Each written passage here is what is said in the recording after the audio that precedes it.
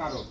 এখন আমরা এই জিনিসগুলো ব্যবহার করার সাথে সাথে আমরা কি করব, আমার যে রান্নাঘরে সব সময় মোটা কম্বল বা কাতা বা ছালার চট আমার রাখতে হবে, বা যদি বালতি রাখতে হবে, এক বালতি পানি রাখতে হবে। এটা কিন্তু আমাদের জন্য সেফটি, অর্থাৎ safety first, safety must, safety last. প্রতিটা জিনিস ক্ষেত্রে আমাদের কিন্তু সেফটি আছে।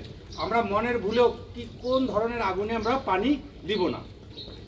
একটা হচ্ছে তৈলের আগুনে মনের ভুলেও পানি দেব না, বৈদ্যুতিক আগুনে মনের ভুলেও পানি দিব না।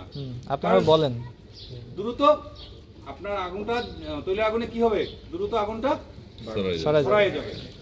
যে এতে কি করব, আমরা মোটা কম্বল বা কাতা দিয়ে আমরা চাপা দেব, বা ওই বিদ্যুতের আগুনে কি করব, দ্রুত মেইন সুইচ বন্ধ করব।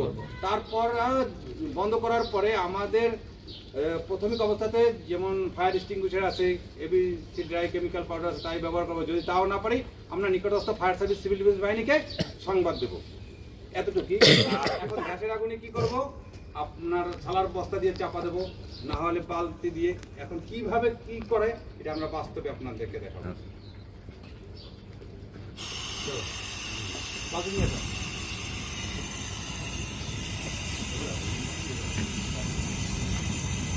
আচ্ছা, এটা কি?